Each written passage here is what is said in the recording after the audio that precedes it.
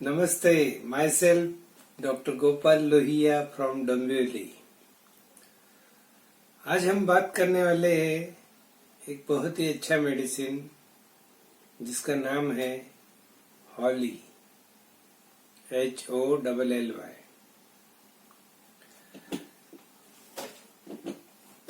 हमारे जीवन में ऐसे कई प्रसंग आते हैं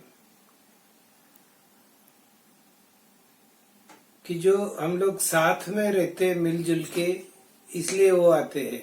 अकेले रहेंगे तो वो नहीं आते। वी आर सोशल एनिमल्स बोलते हैं ना। तो हमारे आजू बाजू में मदर फादर रहते हैं, बच्चे रहते हैं, फ्रेंड्स है, नेबर्स है, and so many other people. तो कभी कभी क्या होता है, ये जो साथ में रहने वाले लोग है ना, इनमें कहा सुनी हो जाती है, तू मैं हो जाती है। और वो होने के बाद में हमारे मन में कुछ भावनाएं उत्पन्न होती है, जैसे कि तिरस्कार, घृणा, गुस्सा, द्वेष, संदेह, जलसी, मत्सर, ईर्ष्या, जलन। ये जो इमोशंस है, ये जो भावनाएं हैं, बार होती है या थोड़ी बहुत होती है तो body can manage with it. थोड़े दिन के बाद हम भूल जाते हो, लेकिन अगर ये रोज रोज रोज रोज होने लग गया, कई दिनों तक, कई महीनों तक चलते रहा, तो डेफिनेटली उसका असर बॉडी पे होता है और कुछ बीमारियां तैयार होती है। तो ये जो इमोशंस मैंने बताई, ये सब इमोशंस को न्यूट्रल करने का काम बैच फ्लावर की हॉली करती है। कुछ दिन तक हॉली दे दीजिए, दिन में 3 बार 4 बार, और ये सब जो भावनाएं हमारे शरीर मन में तैयार हुई है वो न्यूट्रलाइज हो जाती है। अब मैं आपको कुछ केसेस बताता हूँ। मेरे पास एक हस्बैंड वाइफ आए। It was a counselling session sort of before divorce. वो डिवोर्स लेना चाहते थे कि आपस में बनती नहीं थी उनकी, बहुत सारे झगड़े होते थे। तो बात करते करते उनके साथ में एक चीज ऐसे समझ में आई कि वो जो लेडी थी उसमें कि वो बहुत ज्यादा पैसे खर्च करते थे और हस्बैंड के पास उतने पैसे होते नहीं थे, और उसकी डिमांड आए दिन चालू रहते थे। तो मैंने वो लेडी से पूछा कि why you demand so much money, is it right कि आप करते हो डिमांड? बोले हाँ, चाहिए रहते मुझे पैसे। मैं क्यों?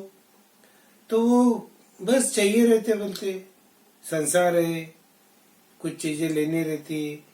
लेकिन फिर भी जब उसको डिटेल में बताने के लिए बोला तो बोली कि देखिए ऐसा है कि मेरी जो बाजू वाली है नेबर, उसके पास में बहुत अच्छी अच्छी चीजें है, तो हमको उनके बाजू में रहने, तो हमको भी तो अच्छी चीजें चाहिए रहती है, नहीं तो हमको अच्छा नहीं दिखेगा, फिर हम नीचे हो जाएंगे उनसे।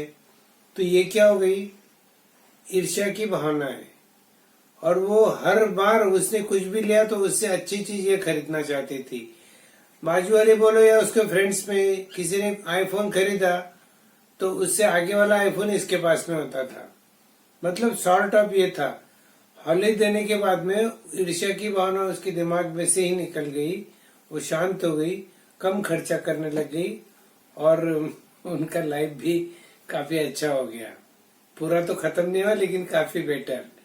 फिर उसके बाद में केस ऑफ हाइपरथायराइडिज्म। इसमें क्या, अभी ये जो फिजिकल आपके पास में कोई इमोशंस लेके नहीं आएगा डायरेक्ट, कुछ फिजिकल प्रॉब्लम्स लेके आएंगे। आपको उसको इन्वेस्टिगेट करना है कि इसको हाइपोथायराइडिज्म क्यों हुआ है। तो आप जब उनको धीरे धीरे पूछताछ करते करते करते करते पहुंचेंगे तो आपको कुछ भावनाएं मिलेगी, कुछ इमोशंस मिलेगी कि जो एबनॉर्मल है वो उठा के फिर उसके ऊपर दवाई देनी है आपको। तो जब मैंने इसके उसको पूछना चालू किया कि आपके लाइफ में क्या क्या प्रॉब्लम्स हो रही है, क्या हो रहा है, घर में सब ठीक है, ये हो रही है, हस्बैंड के साथ कैसे जमता है आपका। जैसे हस्बैंड का नाम निकाला तो उसने रोने को चालू कर दिया। तो जब उसने थोड़ा बंद हुआ, रोना शांत हुआ, तब उसको पूछा कि वाई यू आर वीपिंग, हो क्या गया आपको, मतलब हस्बैंड का नाम निकाल। तो थोड़ी शर्माते या खुद हिचकिचाहट के साथ में बोलने लगी कि हमारे इनका स्वभाव थोड़ा शक्की है, ये मुझे घर के बाहर ही नहीं निकलने देती। जब से शादी हुई है मैं घर में की घर में पड़ी हूँ, बस ये बोलते तुमको क्या कम है, तुमको क्या करना है, खाओ पियो मौज करो, टीवी देखो, खुश रहो। तो डॉक्टर साहब ऐसे नहीं होता है, हम लोग बाहर जाना चाहते हैं, मार्केट में घूमना चाहते हैं, फ्रेंड से मिलना चाहते हैं, लेकिन वो सब ये करने नहीं देते। ऐसे कई महीनों तक, कुछ साल तक चलने के बाद में उसको हाइपोथायराइडिज्म हुआ है। तो अभी ये केस में दवा किसको देना है, वाइफ को तकलीफ है, लेकिन क्यों हुआ है, हस्बैंड की वजह से। तो हस्बैंड को हॉली खिलाया गया है ये केस में, हस्बैंड शांत हो गया, धीरे धीरे वाइफ की भी सभी कंप्लेंट्स ठीक हो गई। तो हमको ये सब सोचना भी चाहिए।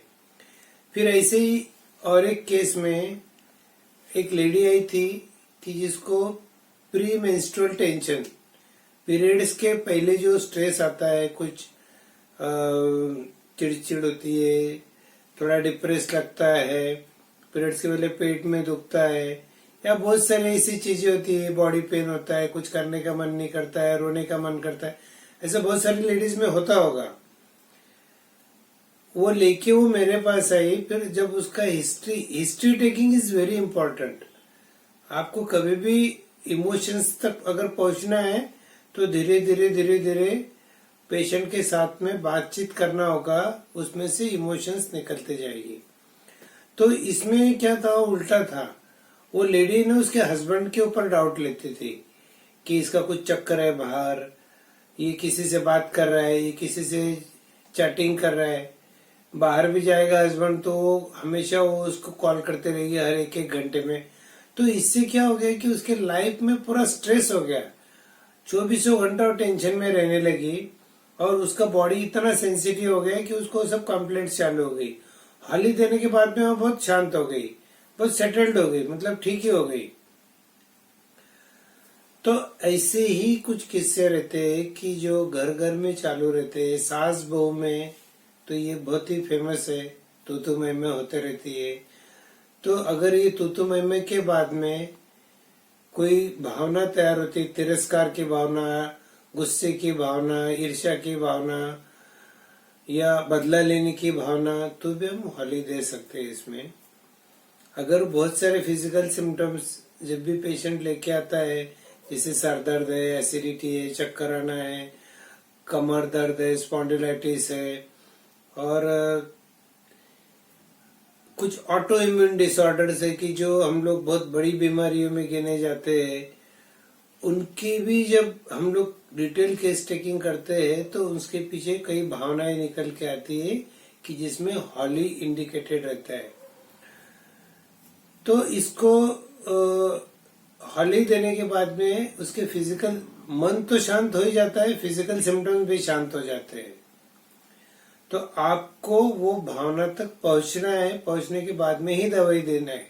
हो सकता है हॉली नहीं हो, चिकोरी हो, एग्रीमनी हो, और भी दूसरा दवाई आता हो, तो आपको सभी दवाइयां अच्छे से स्टडी करके हर एक की इमोशंस क्या है ये समझना पड़ेगा, उसके बाद ही दवाई देना पड़ेगा। कभी कभी ये जो हॉली के लोग रहते हैं बहुत ओवर सेंसिटिव रहते हैं, तो ओवर सेंसिटिव होने की वजह से उनके दिमाग में कभी कभी रिएक्शंस भी ओवर होते हैं, ज्यादा की हो जाती है। When these overreactions reflect on physical plane, तो ये ओवर रिएक्शंस की वजह से auto immune disorders, allergic disorders ये सब तैयार हो जाती है। जैसे बहुत ज्यादा छींक आना, थोड़ी सी धुल गई तो ठीक है, धुल जाने के बाद में 2-4 छींके आना नॉर्मल है, लेकिन 20-25 छींके आती है, सर्दी हो जाती है, अस्थमेटिक हो जाता है, दिस इज ओवर रिएक्शन। ये ओवर रिएक्शन प्लस उसके अगर लाइफ में कुछ ऐसी घटनाएं घटी है कि जिसमें हॉली इंडिकेटेड है, हॉली दीजिए उसको 2-3-4 महीने तक, दिन में 3-4 बार, ये सब चीजें सेटल हो जाती है। तो ये सब देखते हुए और आज के जमाने में इतनी सब स्पर्धा है, कॉम्पिटिशन्स है, तो काम की जगह पे भी काफी स्पर्धा रहती है, ईर्ष्या हो जाती है, कभी कभी कलीग्स में होती है, कभी बॉस के साथ होता है, एंड पॉलिटिक्स रहता है। तो Holi is the most common medicine for today's age. So hope आपको ये समझ में आया होगा। हॉली कुछ डाउट्स रह गए तो जरूर पूछिए। Thank you very much.